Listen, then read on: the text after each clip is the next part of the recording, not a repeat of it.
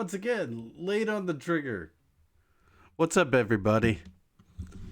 Welcome back to Talking to Myself, Believelandia, episode 9. I'm your host, Jim Myers, and what a week. What a weekend. Hope everybody enjoyed it. Hope everybody enjoyed the Masters. Holy shit, what did we just watch there? Wow. A lot to get into. It's been a while since Monday, since I've been back on. And for the bulk of the week, there wasn't much going on. And then you pretty much wake up on Friday and you would have thought fucking LeBron James was back in town. Come back to the Cavs or something. No. The fever. The Flacco fever. He won't ever blow it. Oh, yeah.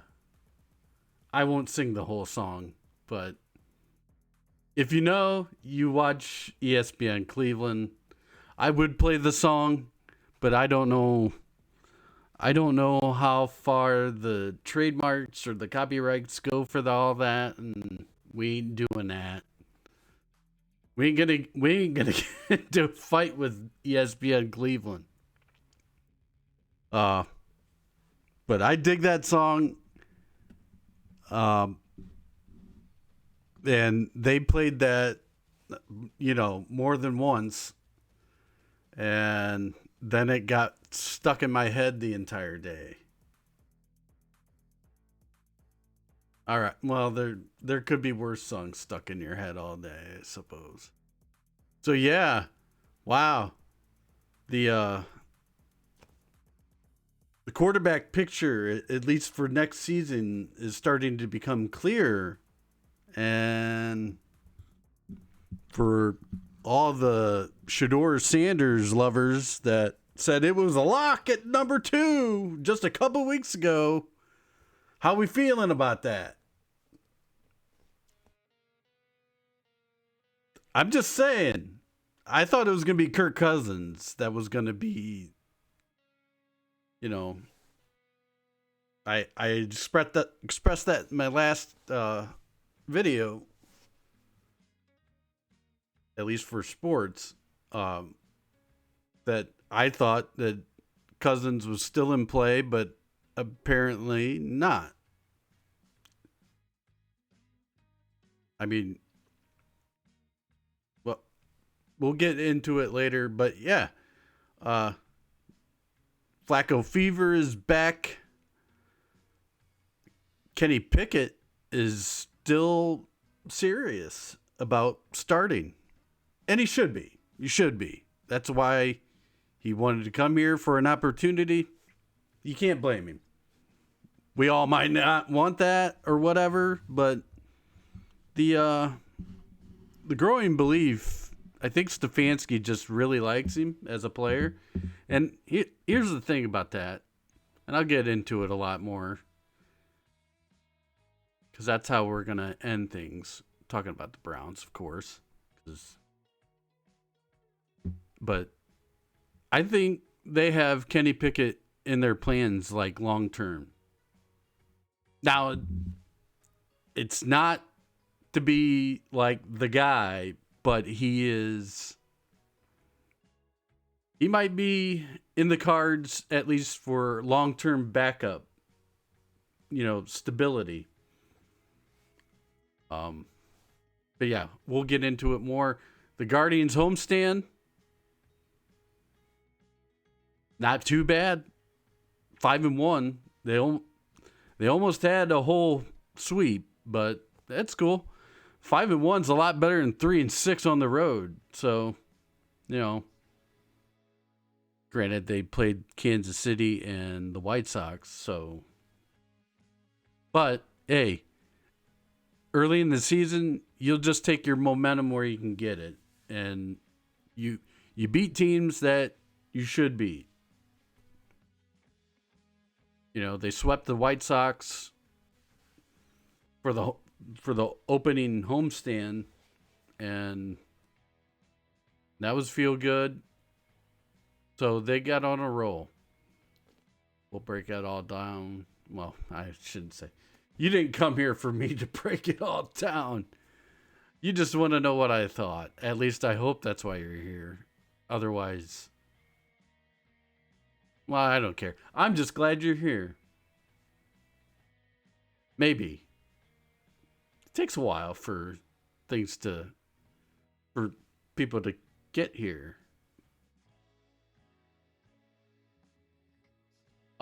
If I haven't said so, like and subscribe. If you are here, make yourselves at home. Go get you a cold beverage of your choice. No peer pressure here. We don't judge. The Cavs finish up the season today, losing to Indy. It's okay. They really weren't playing for much of anything. They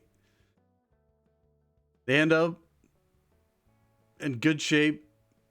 Just really hoping Mitchell's ankle. They need Donovan Mitchell, and good Lord. More on that, but yeah, the Cavs finished up the season, and holy shit, man. I mean, I don't know how many people that see this are golf fans. I'm not like a hardcore golf fan. I don't even fucking golf. I understand golf, and it might be one of those things as you get older. But I mean, I've been watching since my early 20s, I would say. I can't really pinpoint when I started watching, but my dad is a golfer. He's always watching. He's the hardcore golf fan.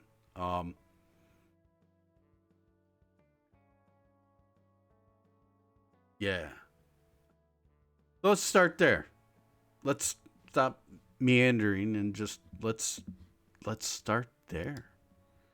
Rory McIlroy had the lead, then lost the lead 3 times, even at the end, to go to a playoff hole against Justin Rose, and then he wins. Holy shit. What a day. What a day for Rory. You know? Look at that face. He's happy. It's a rare thing, especially after things like that. But holy shit. The emotion that he showed. I mean, like the whole day, you start up here, you have a 4-shot lead, and then within 2 holes, it's over. It's tied. DeChambeau started off first 2 holes. This is so weird for me to be breaking down golf on like my little sports channel thing. So mind me, but I'm gonna put my golfer hat on, I suppose. I got a Scally hat sitting somewhere from St. Patty's Day. But I also have another one because I quite like the hats. And before people go, are you Irish or whatever? I am 21% Irish, and I believe like 7 or 8% Scottish. Or it might be the other way around. Yes. Scottish. 20 some percent Scottish, and like 7 or 8%, might be even higher, Irish. So,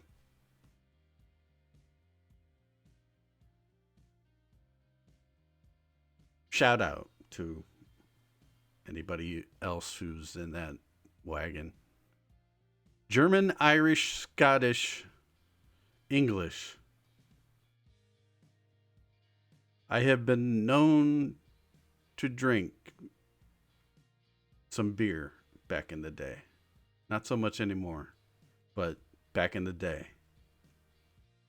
Which, you know, I only found this out like later and after the fact, but it explains quite a lot. So yeah, there you go. Little inclusive knowledge about yours truly. So yeah, Rory, finally, ever since 2014 and 2011 when he ended up on somebody's front porch, Rory hasn't had a lot of success. Well, I mean he has, but not the big one. The Masters always has eluded him for the last 10 years, and it's kind of cool. He's the sixth player ever in the history of golf, which is like 100 years old or something. Probably farther than that. But yeah, sixth player ever. And to my surprise, Arnold Palmer is not in that other five. Jack is, and Ben Hogan, and Tiger, obviously. But no Arnie Palmer, Gary Player, and some other guy I haven't heard of. He won it. He did it back in the 1930s. So yeah, good company. And that's impressive. I didn't even know that until they had said it. I didn't realize it. But yeah, good on him. I'm a Rory fan. I guess I mean I'm just a golf fan. But I don't, it's like kind of like NASCAR. I don't like actively hate anybody unless you're a complete fucking asshole. So, yeah. Good for Rory McIlroy. I'm happy for him, and you know, I'm not going to spend a ton of time talking about golf, but this was, at least this final round, even yesterday was a really good day to watch golf.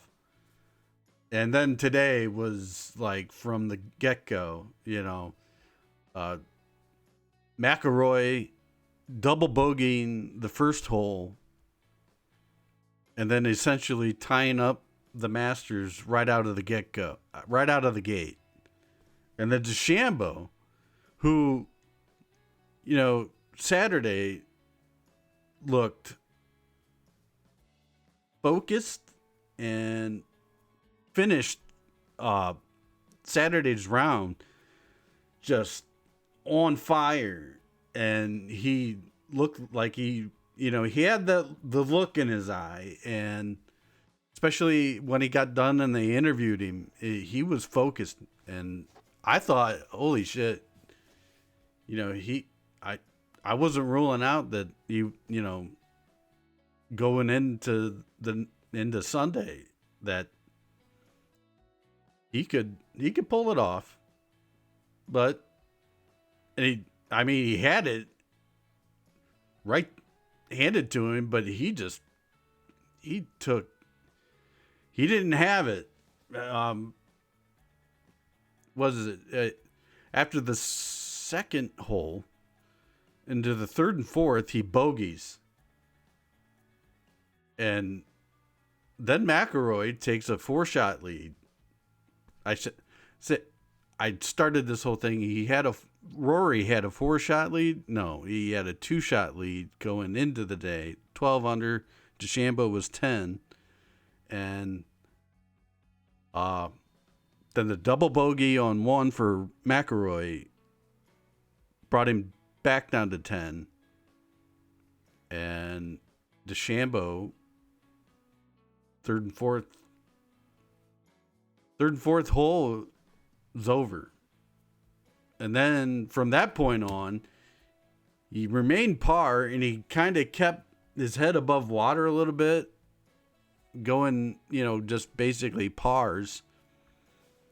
I think until, I want to say eight or nine. Then he just kind of fell off a cliff. Justin Rose, on the other hand, he was out of his mind on the back nine. Just other than, and if he doesn't bogey 2 of the holes,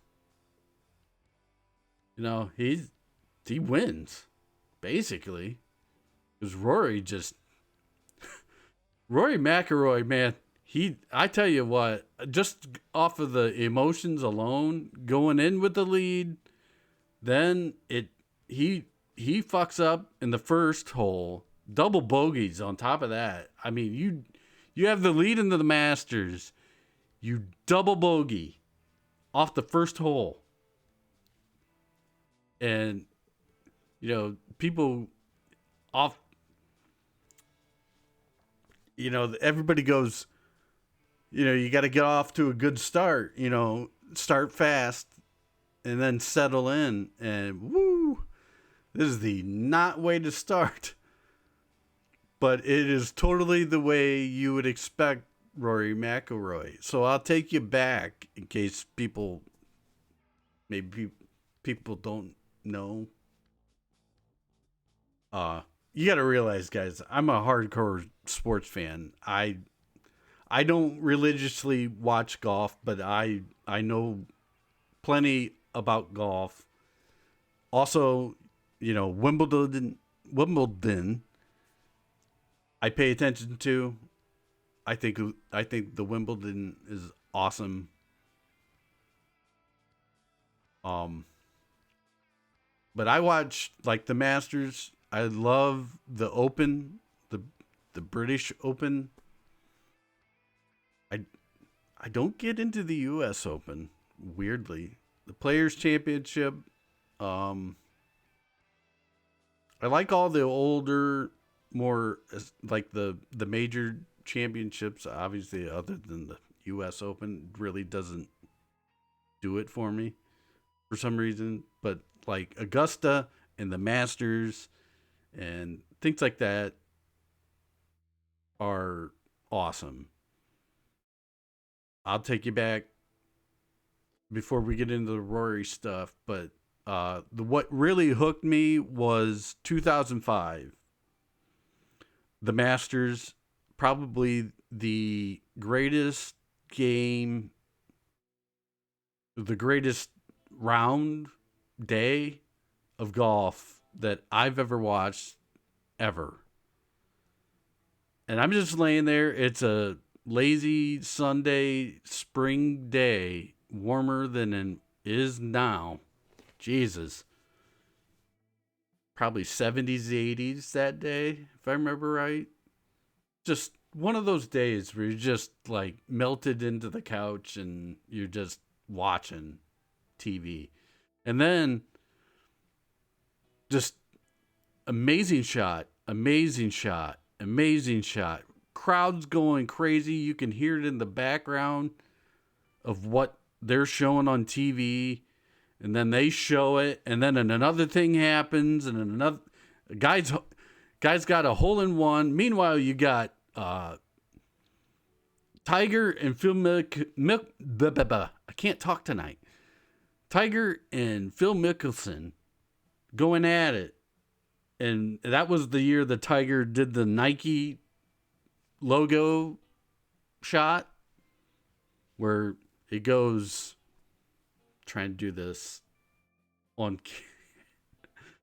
but it went, it did the swoosh. Unbelievable. I'm like, oh my God, this is, Like, I didn't know golf could be this fucking cool to watch. And it really wasn't that all the years after that. But that's what hooked me. It's like, who knew golf could be this fun to watch?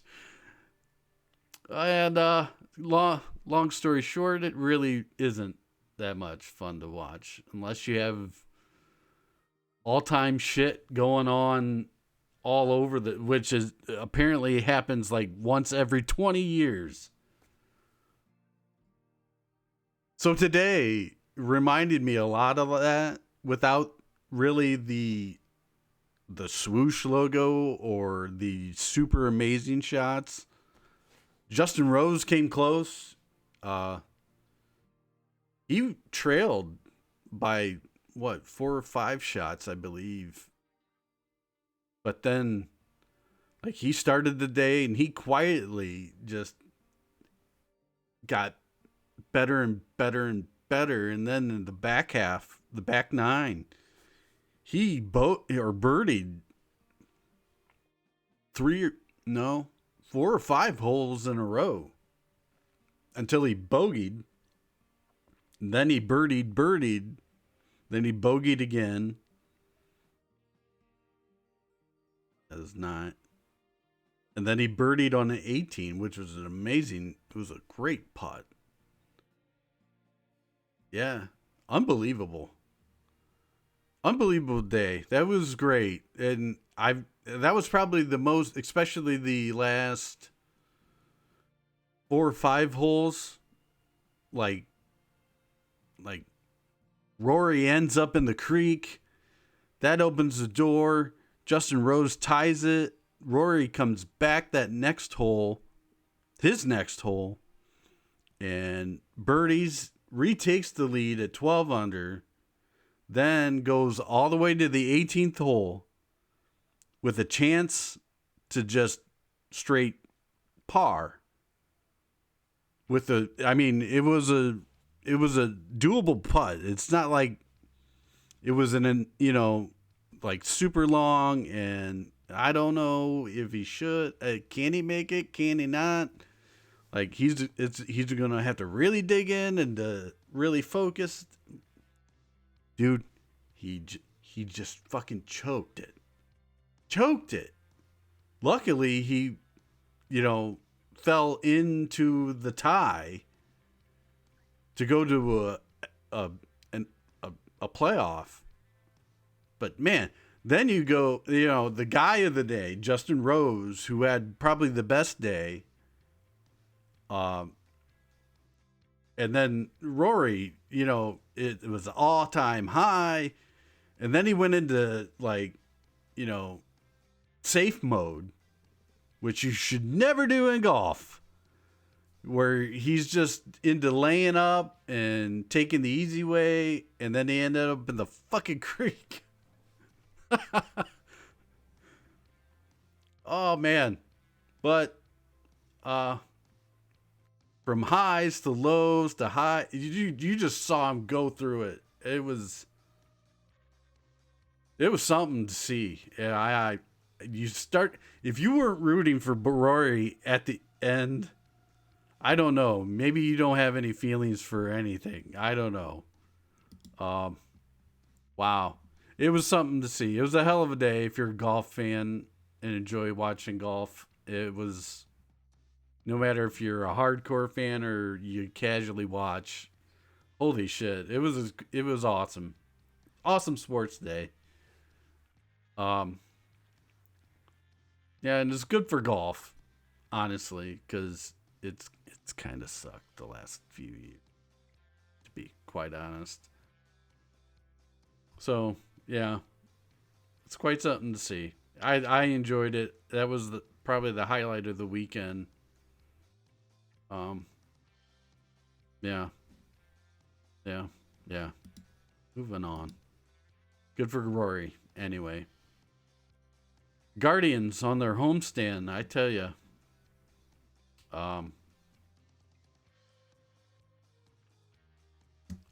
don't know. They go 3-6 on the West Coast. You're kind of going, all right. So it's going to be one of those years where they, it's going to take a minute for them to find their way. They're probably a 500 team, things like that. Um, this guy didn't really do much, but uh, and I'm sorry, I don't have any like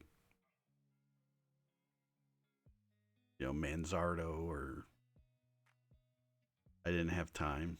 I just found time to do a video today, so this is more for Mondays.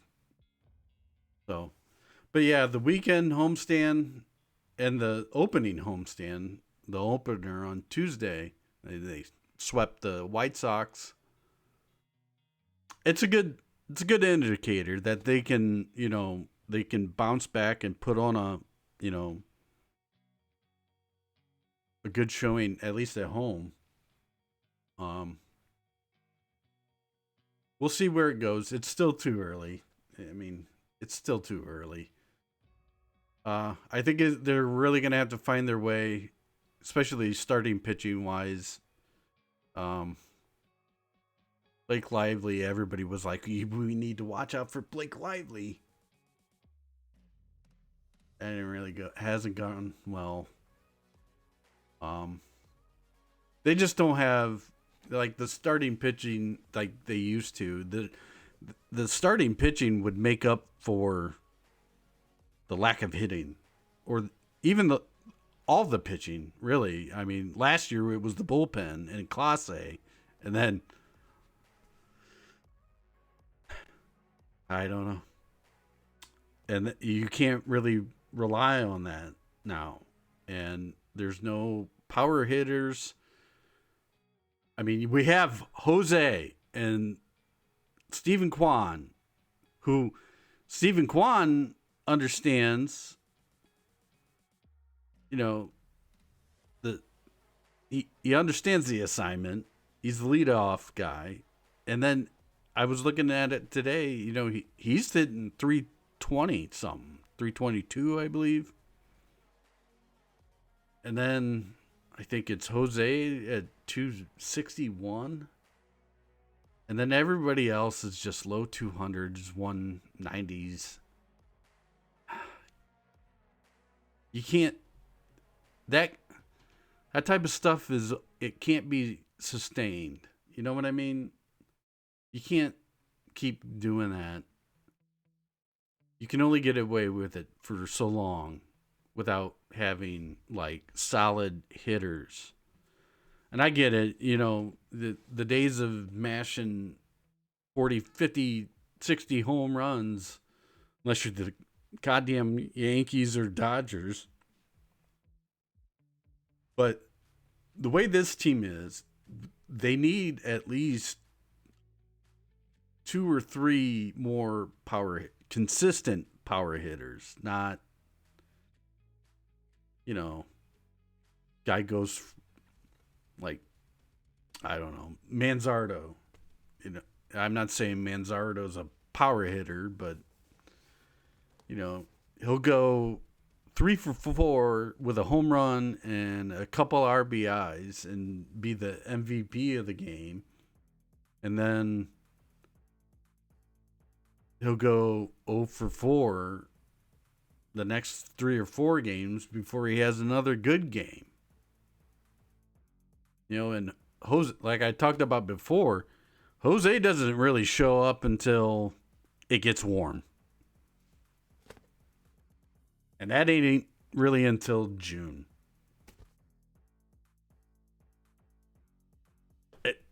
I'm just saying that's the way it is with him.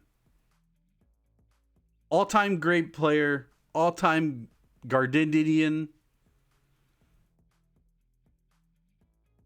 because he's probably, I think he's like one of the last guys that were here as an Indian, or he's an OG. Do we call him an original guardian? Yeah. Yeah. Just forget I said that. Yeah. But yeah, they swept the White Sox, went 3-0, then they went 4-1 against the Kansas City Royals for the weekend homestand. I'm I'm at still too early in the season. I'm not gonna throw a rant and rave about where they're at or what have you. They're above 500 a game, but you know, are they 8-7, I believe. Again, that's for 162 games. You know, yeah, 15 games, 16, no, 15. Duh, quick math. Shut up. Yeah, 15 games into the season. It's just still way too early to be, you know, this guy isn't hitting, this guy isn't pitching. They need to get their shit together type of thing. It's way too early. Way too early. You know, for all we know, next week they could win 10 in a row and everybody's going to go, we're going to win the World Series. Still way too early. Just get outside, you know, however you want to watch your baseball. Get outside and watch some baseball. Go to the revamped ballpark if you're close by. We here cannot watch any ball game unless, once again, you have to get a subscription.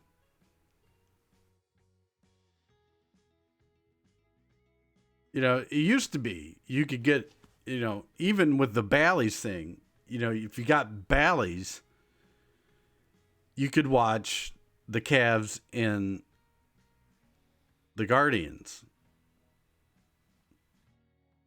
Now, I've got to go into my Amazon subscription, my Prime, and then subscribe to another app in that app.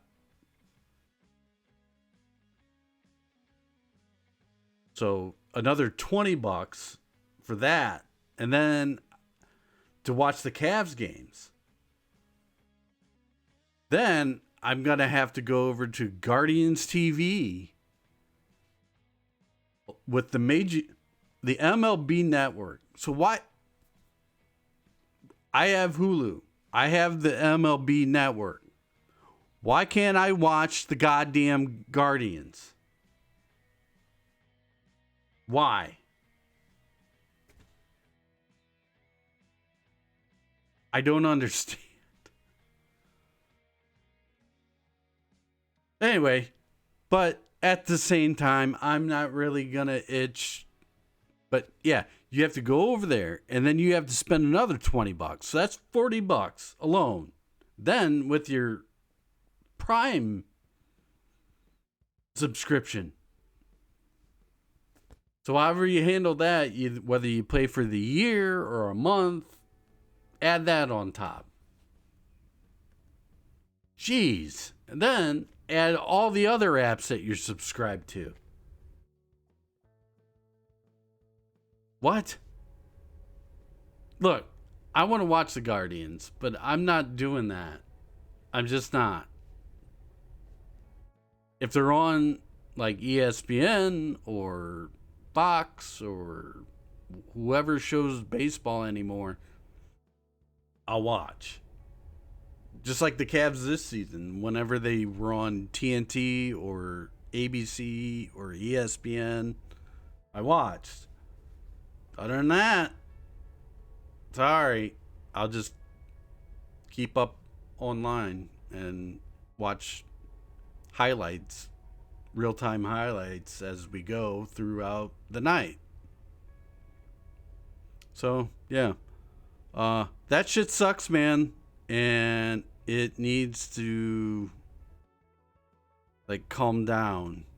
Like, I'm not doing that. This is not, it's becoming pay-per-view.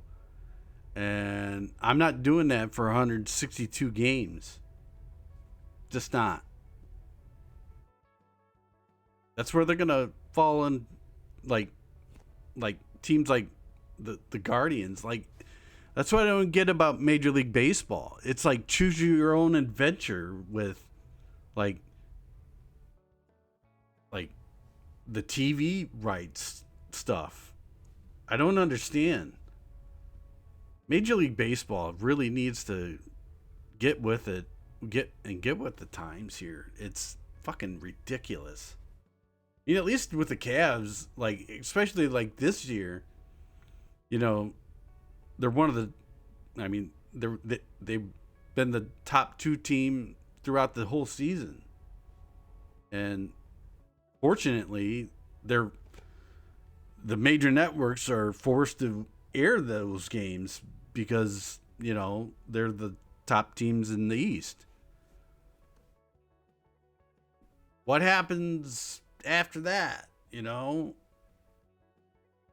Not that I'd want to watch them anyway, but like I've said before, I mean, I enjoy basketball probably the most, and I like to consume basketball. Whether in, you know, our teams, whether they're good or bad, we still watch them.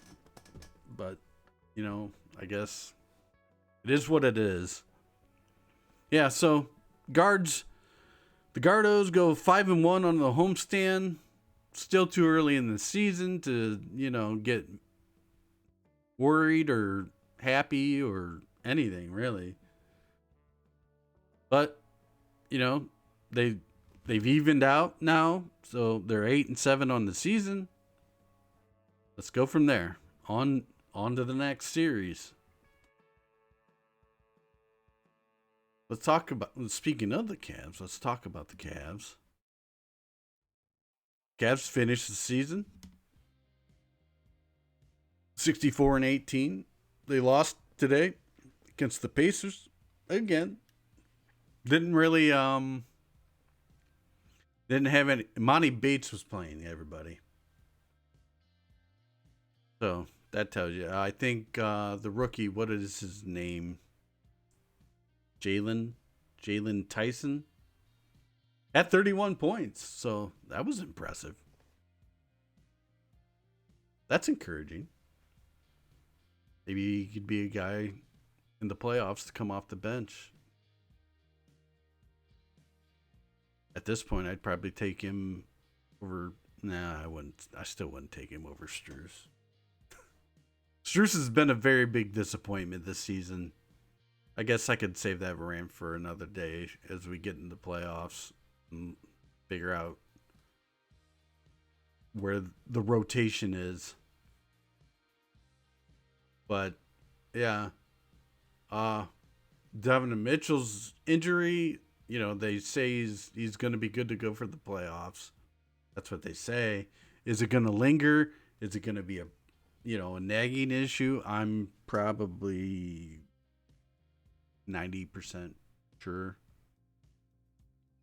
But, you know, he's a pro, so he'll play through it.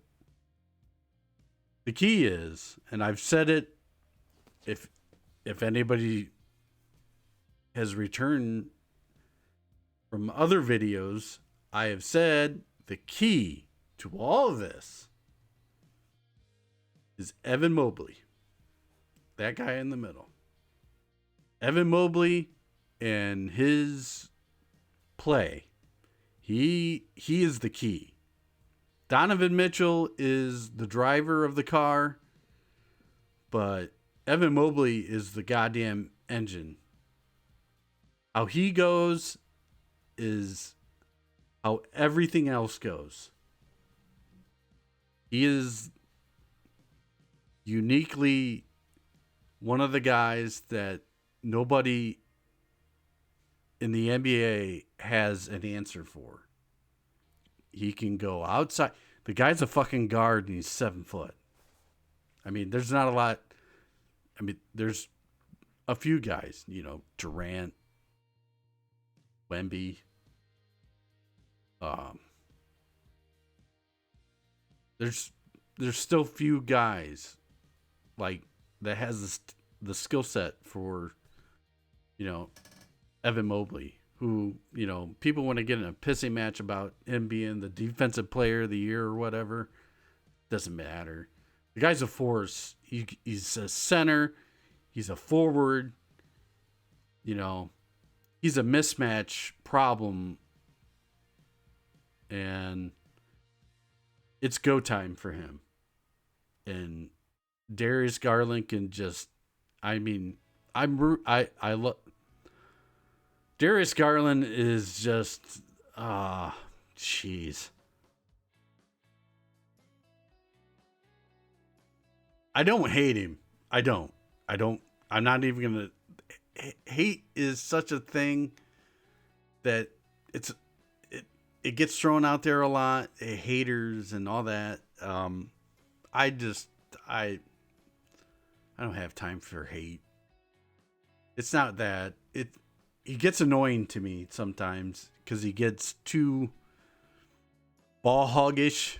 And then he starts dribbling all over the goddamn court like he's fucking Steph Curry. He starts running around everywhere and then clanks the fucking ball off the... I mean, I understand that's what he is. He likes to imitate Steph Curry some days or Kyrie Irving some days. Depends. But he always thinks he's got to be the man when all he's just got to be is the point guard sometimes. He can pick up the slack if Donovan Mitchell isn't going. That's fine. But this team goes however Evan Mobley goes.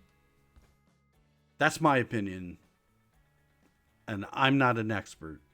But that's why you come here, for the top-notch analysis from a fan.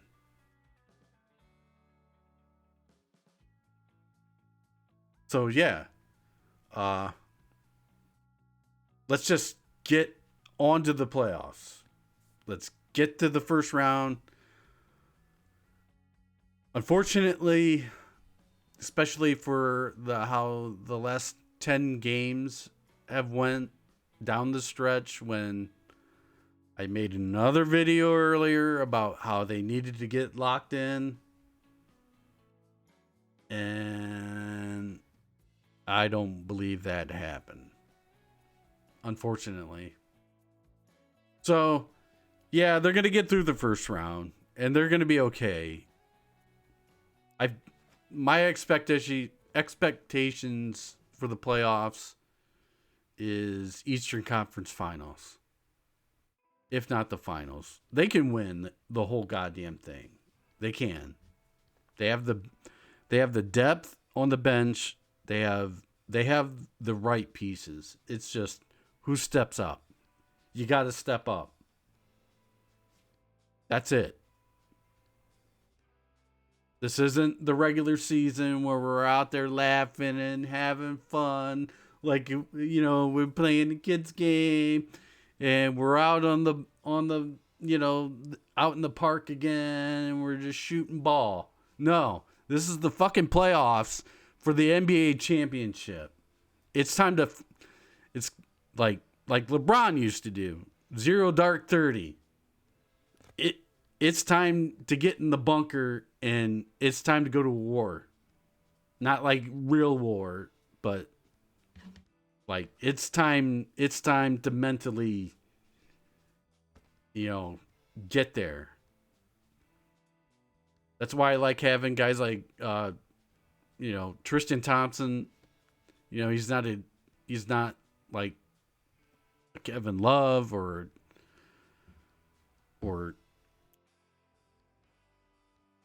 one of the contributing guys, but he's the guy in the locker room that can, he's got the experience. He's won a championship. He's been here. He knows how to get people, he's just the guy, he's the veteran in the locker room that knows what the fuck he's talking about. So listen to him.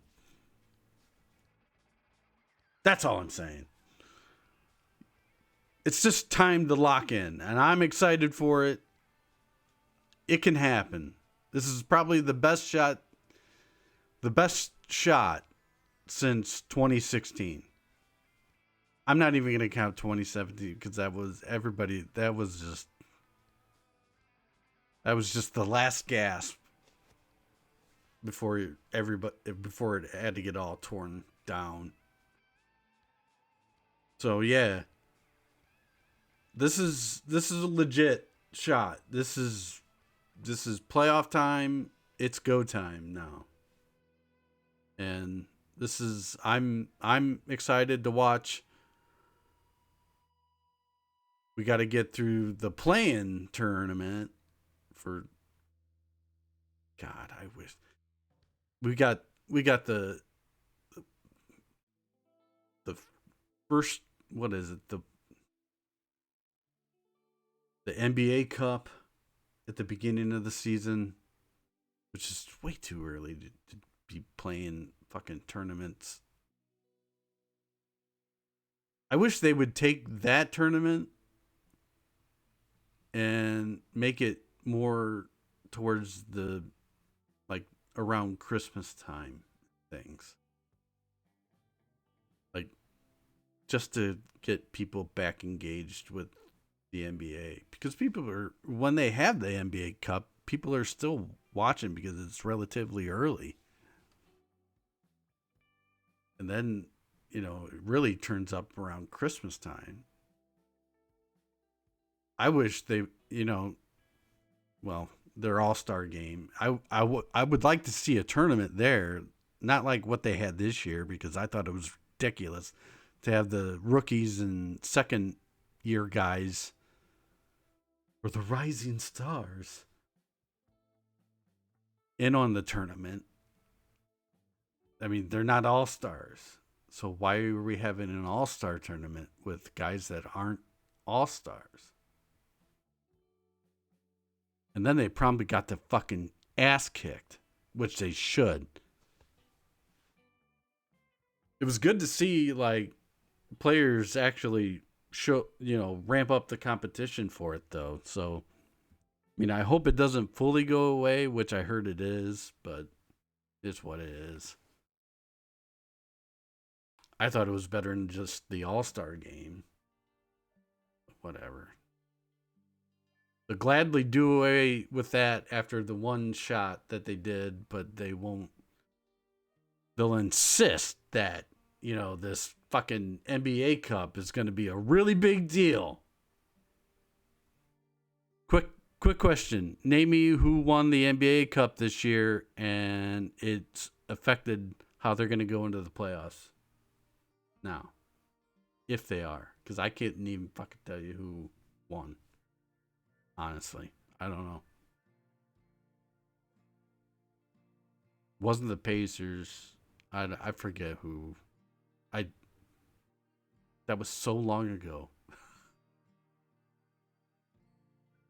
Felt like a whole other season ago. All right, so the Cavs are on to the playoffs, and so are we. So let's put your basketball shorts on and let's effing go, right?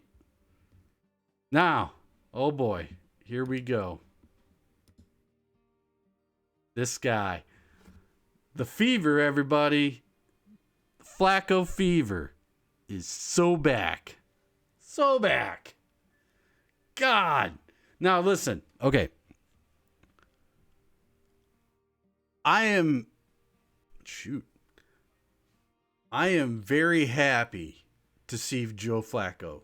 Out of Kirk Cousins or anybody, I mean, I was even kind of talking myself into Kirk Cousins. Out of anybody on the scrap heap of what's left of you know what's left of the quarterbacks available. Um, I'm happy to see Joe Flacco back. You know, like I've said before, next year is a wash, and I feel like this is the front office's apology to the fans for fucking up everything. So we're going to give you the guy that gave you the most joy that is not named Baker Mayfield or LeBron James back. Now, what does this mean? I have no idea. Are we going to I'm hoping we get the veteran quarterback that's in his last years doing it one more time. Again, look what's around him. It's still only Jerry Jeudy, David Njoku, and probably a better offensive line when compared to when he stepped in the first time. If you don't remember, when he stepped in, we were on our fourth or fifth left tackle and right tackle. And it was very patchwork. Now, I think Bitonio was even hurt, wasn't he? I could be wrong. But, you didn't even have White Teller in there at that point. So, yeah. I'm happy to see Joe back. I very much am. But, man, when I went to, I heard the news, so I turned on ESPN Cleveland to, get people's reactions and stuff. And just throughout the whole goddamn day, everybody acted like, I swear to God, people acted like, these were the happiest moments of my life. And I'm so happy. It was like LeBron James was coming back. Or when he came back to the Cavs the first time. Like, oh my God, guys. We did, say what you want. I even enjoyed it. It was a miracle what had happened. A lot of miracles happened in that time frame. But yeah, Joe Flacco, guys, he got us to the playoffs and he went, I think it was 5-1. But man, guys, like this is my problem with like a section of fans. Like even like the 3:00 show, which was it's the next level on ESPN Cleveland, and his name escapes me. He's one of the regulars. One of the hosts. It's not Gerard Cherry. Emmett Golden was out. Gerard Cherry was, I think it was Jordan Climack, I believe. But, just romanticizing about how this was the greatest thing I've ever watched. And so many memories of the greatest moments I've ever watched as a Browns fan. Which might be true because it's a very low bar. But look, guys.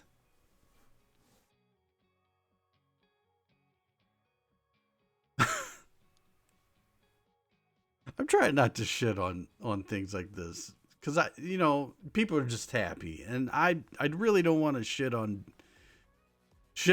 just, people being happy. But look at what you're being happy about. Like, Also, keep in mind, Joe Flacco is 40. We don't know what we're getting. He's comfortable. You could tell. Stefanski likes him. He likes Stefanski's system. He's comfortable in that. But we don't know. Did Indy ruin him? Like, what are we going to get? Are we going to get the Jets or the Colts Flacco? Or are we going to get... I mean, regardless, we're going to draft a guy, and I'd really love for Joe Flacco to be in the same room to help.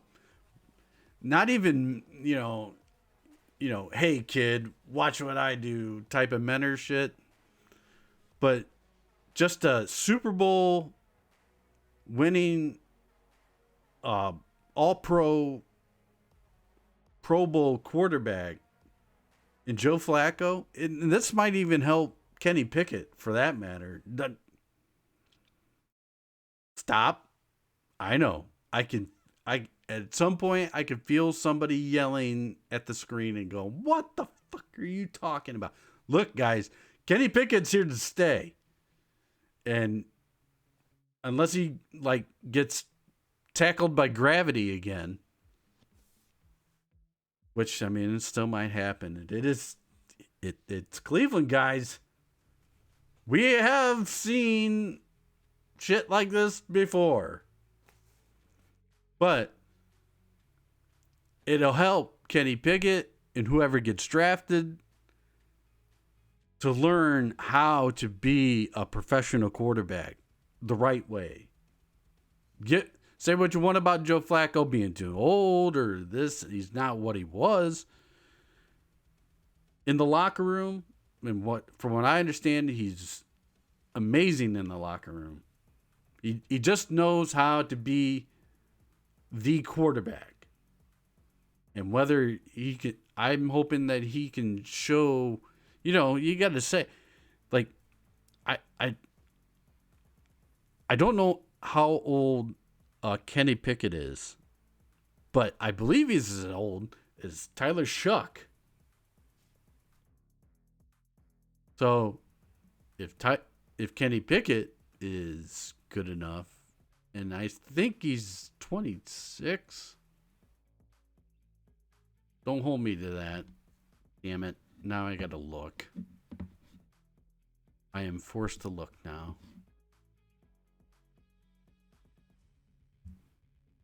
Kenny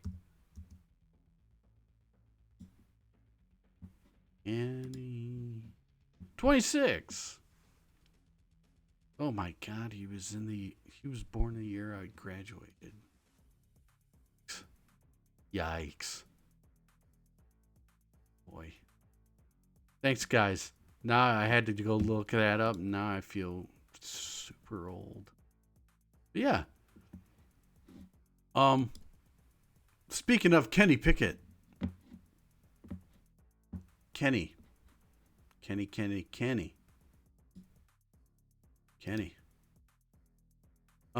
Well, dang it.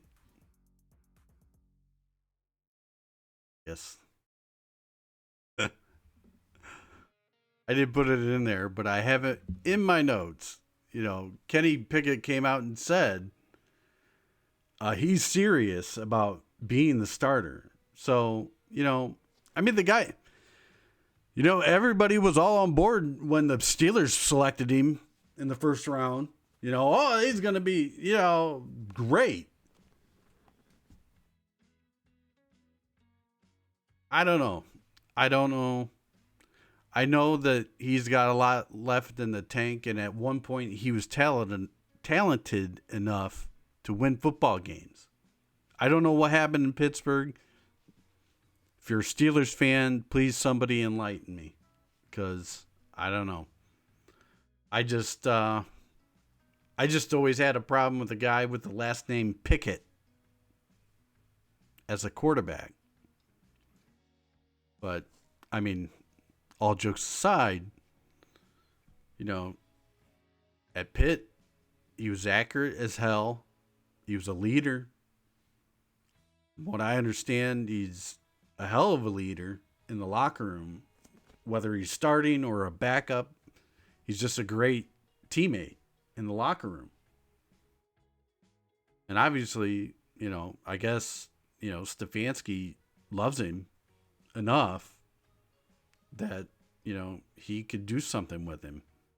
So who knows? I mean, who knows? This is, as Chris Berman would say, that's why they play the games. Now, you got to have talented players there first, but,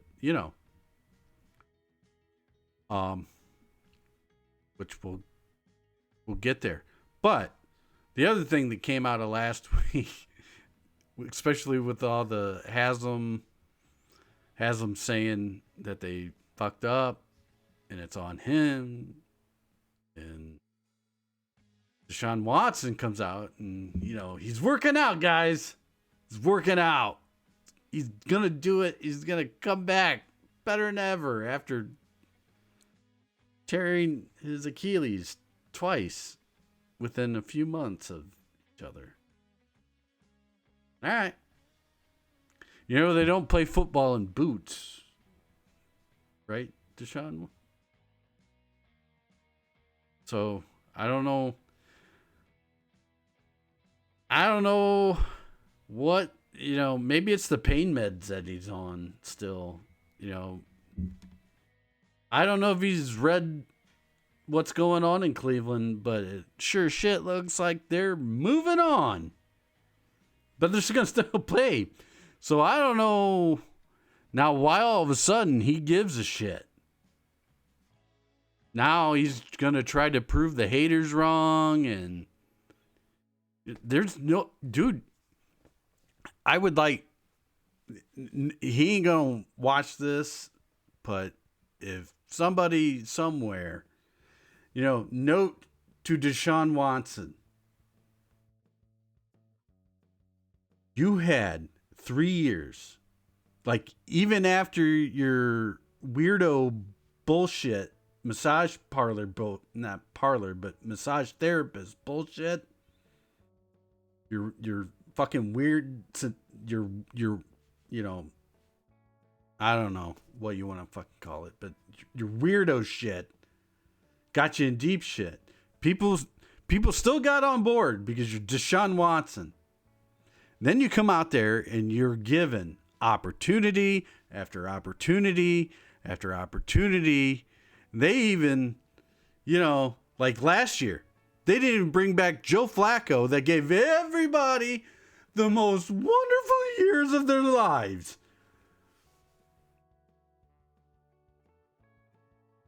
They even didn't want him to come back because they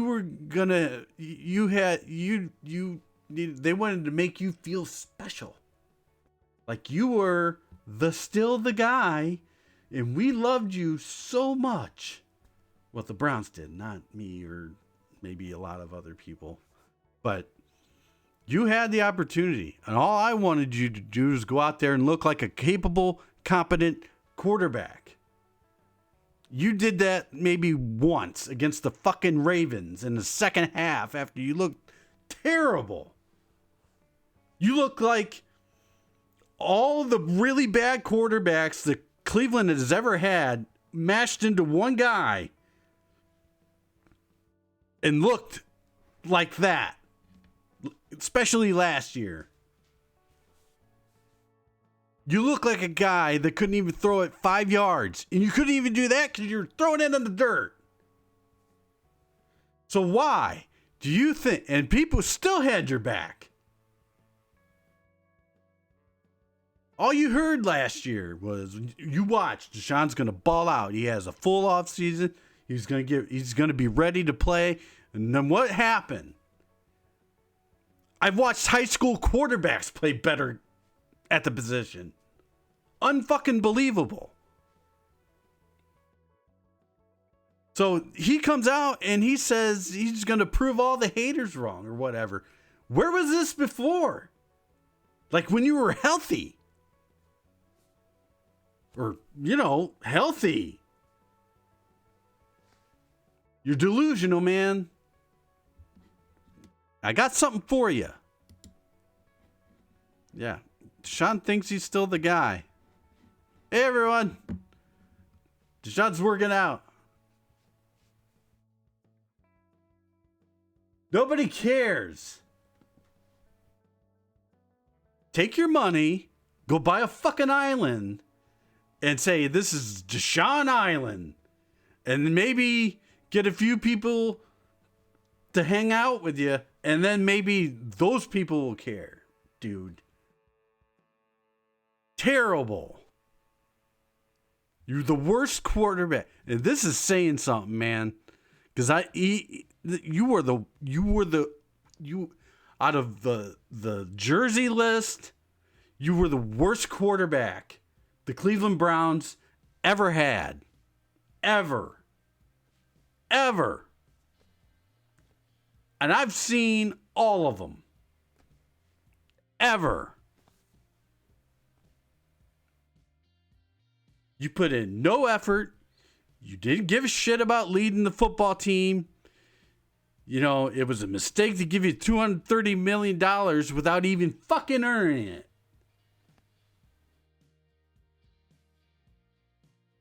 Makes me mad because I even went to bet for the guy. I even, gave the guy a chance because in some aspects, it looked like people were out to get him. I didn't know a whole lot about what the hell was going on, especially in Houston. The more I knew, the less I felt that way. But goddamn, man. I said at the beginning of it, the only way this works out is if it works. And it sure shit didn't. I only cared about the way he played. Then the more I heard, and he's just a fucking weirdo. With a fucking fetish or something. I don't know. Why don't you go to the beach, man, and pound sand? Never put on a fucking Browns uniform ever again.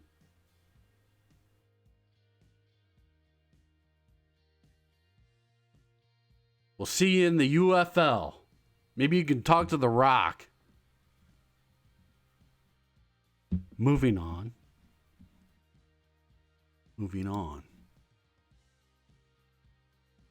To more positive stuff.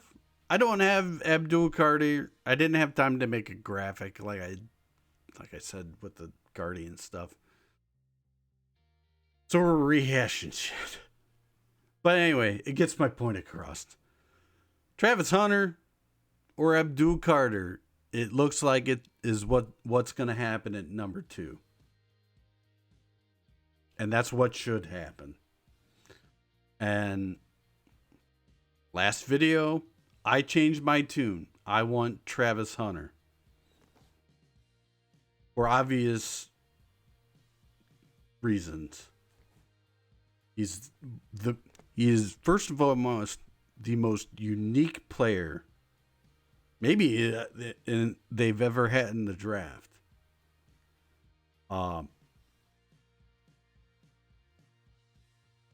He's an impact player, and he's also the type of player that you can't, like, if you skip out on him, you don't get that type of player anywhere else in the draft. You just don't.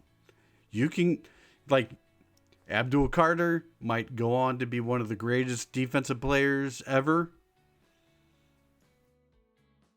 But at this point, like, you already have one of the greatest defensive players ever. You just need a very good complement. And you can get that later. There's a lot of pass rushers in this draft. Like, so you go through the list of guys like Shador or Travis Hunter, Abdul Carter. and Cam Ward, really. And you go through it and you go, okay, can I get a guy like this later? And the only guy that you say no to is Travis Hunter. And when you have the number 2 pick in the NFL draft, you can't pass up, especially if you're the Browns and you have no guys like this. You have, I count on one hand the amount of, you have Denzel Ward, you have Myles Garrett, you have Jerry Jeudy, and that's it. As far as impact players. Yeah, you are devoid of impact players. Like, you draft Shador, you're not playing him until 2026.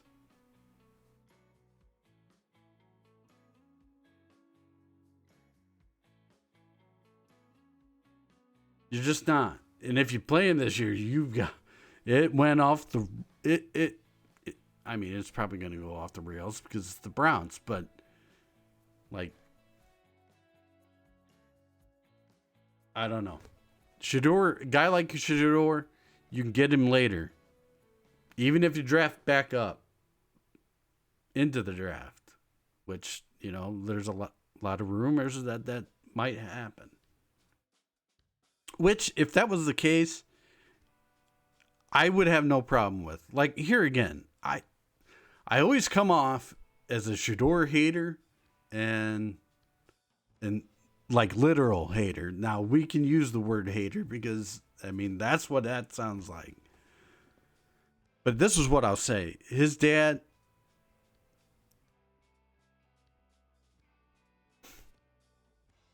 is the one that I just really, what makes me believe that I mean, he controls all the strings as far as where his son goes. So, Shador as the player, you know, he's not scared of going like to a place like Colorado or Jackson State and turning things around for or a school or a football team. You know, that's what makes, you know, he has the mindset because, you know, his dad has prepared him for this his entire life.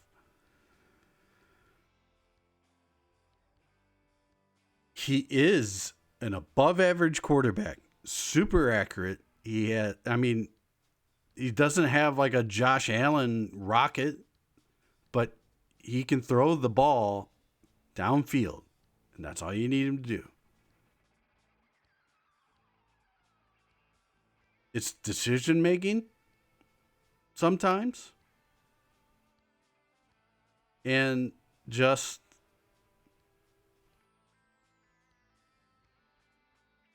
I don't know. There's nothing really wrong with him. He's just not an elite enough talent to take it with the second pick. That's all.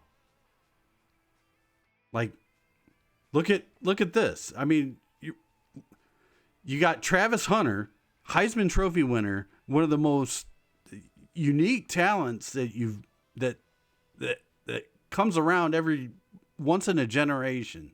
Whether it works out or not, I mean, they said Reggie Bush was going to be, you know, the Michael Jordan, the next Michael Jordan for football. And that, I mean, it didn't turn out great. It didn't turn out bad, but, you know,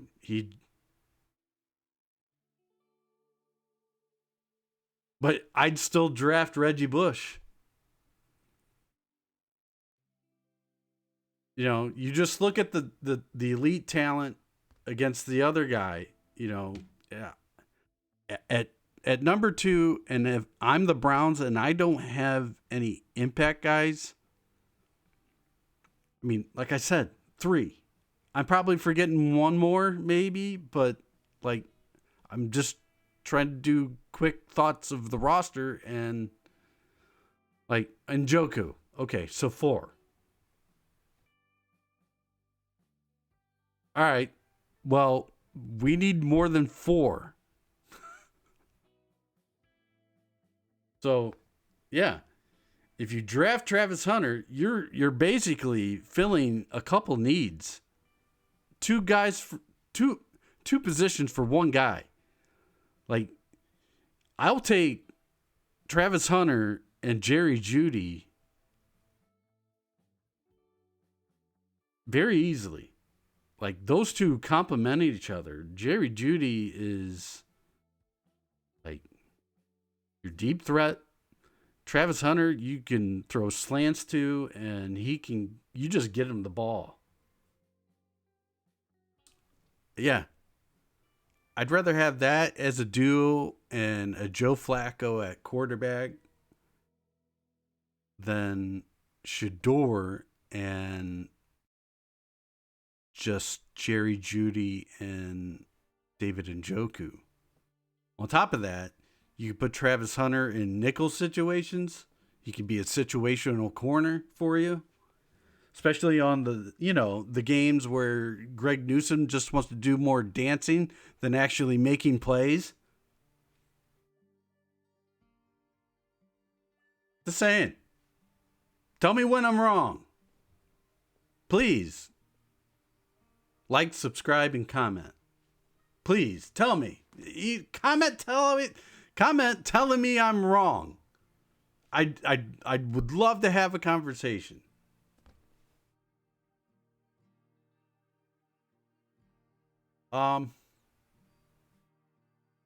Yeah.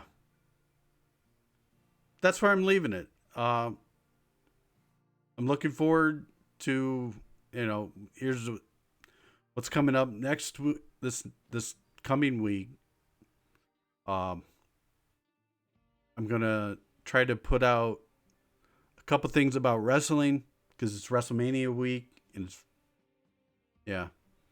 for wrestling fans.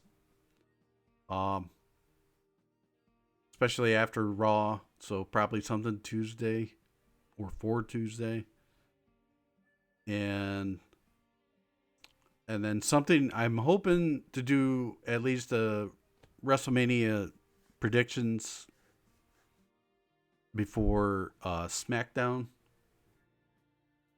And then along those lines, it's just, the Cavs are going to be waiting for the playoffs.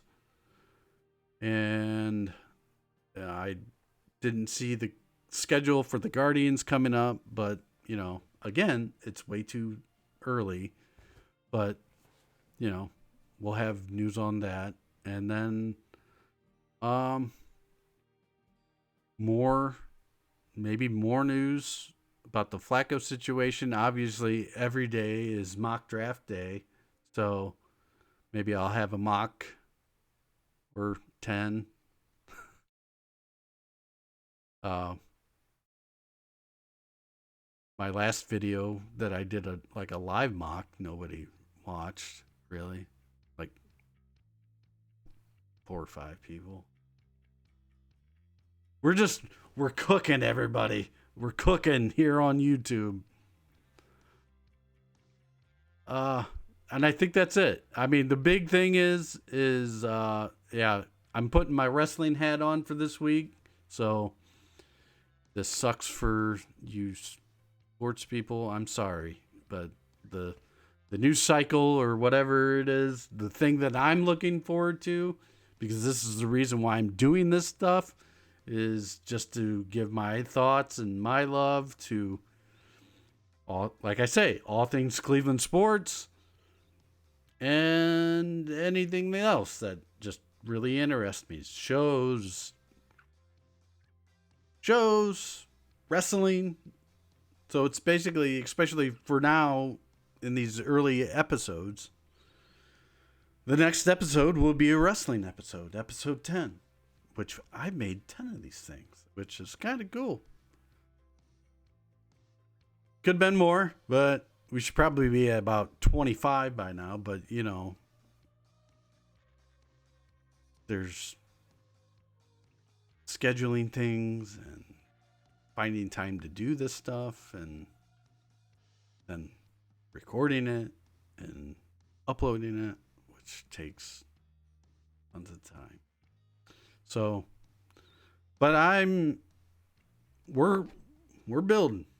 And again, like I have said, I appreciate the hell out of whoever, if it's 1 or 2 or 5 or 10 or 20. I appreciate the hell out of you watching, because otherwise it's just me here in the void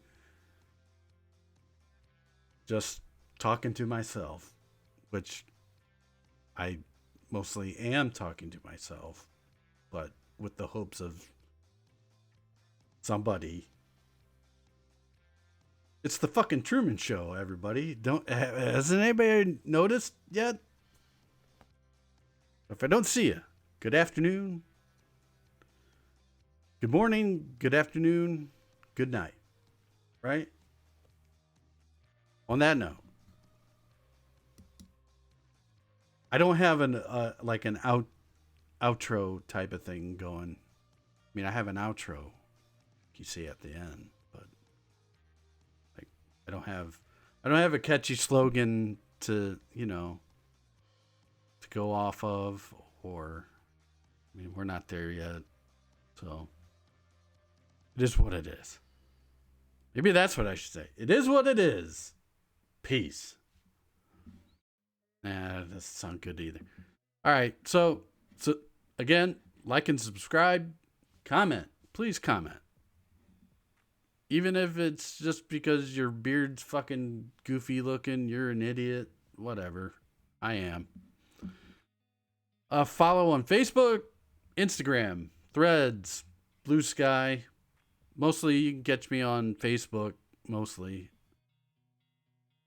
That's what I pay attention to the most. And that will do it. So, like I said, we'll be pretty wrestling based this coming week, but I'm going to throw a sport, like, again, we wake up on a Friday and all of a sudden we got Joe Flacco fever coming back, right? So who knows when the Browns will spin the wheel for the week, and that'll become the next like jovial thing that we will ever encounter. Like, again, Christ, you'd have thought LeBron come back. I shit you not. If you feel the same, if I'm wrong, tell me. Like, maybe you're younger and you don't understand. I don't know. Coming from even those people that I heard it from, like, I still don't understand. Like, you're old enough to know.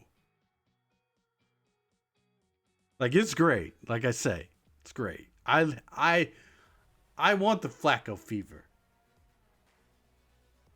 I want all of it. But careful what you wish for. Yeah. So anyway, like, we don't know. The Browns could, still make a trade for Kirk Cousins. And then we go, what? Then we ain't drafting a guy. Boy, wouldn't that be something? Boy, I just threw that out there into the universe. So, whoo.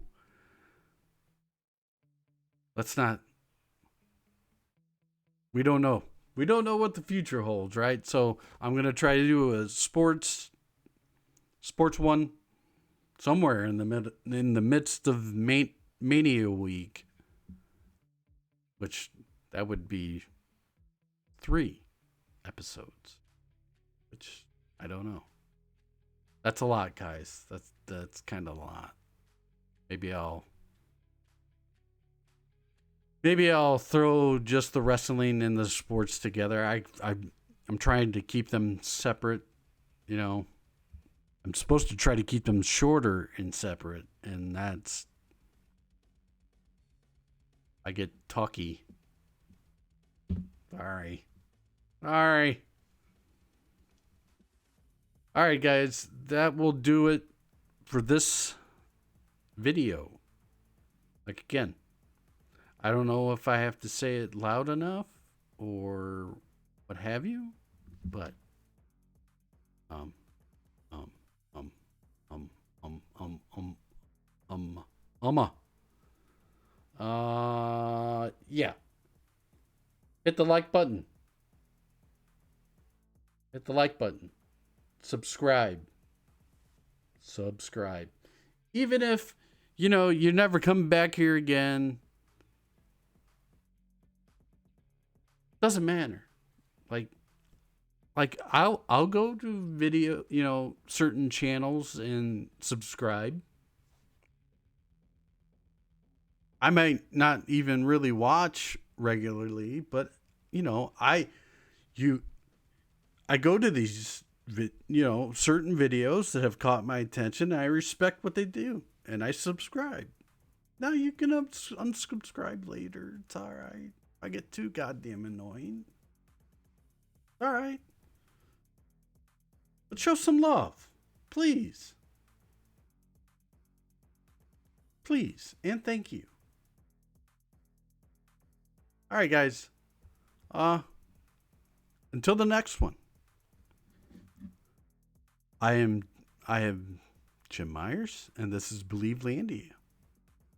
Thank you for watching. Peace.